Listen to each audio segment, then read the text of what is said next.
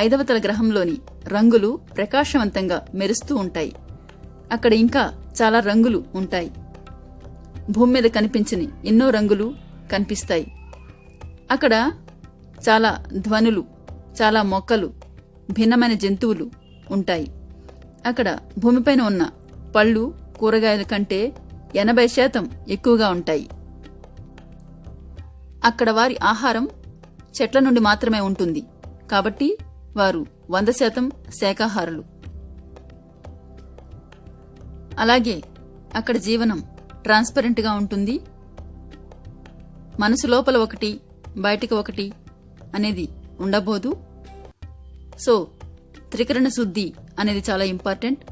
ఏదైతే మనసులో ఉంటుందో అదే మాట అయి ఉండాలి. అదే మళ్ళీ ఆ మాటే చేష్ట అయి ఉండాలి. మనస